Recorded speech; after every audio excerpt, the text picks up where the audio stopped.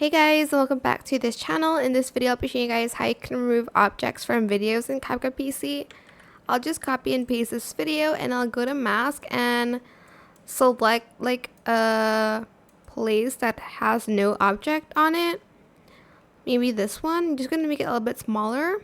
Go to basic and move it to where you want to remove the object. Then you're going to feather it out, but not too much to the point where you can see it.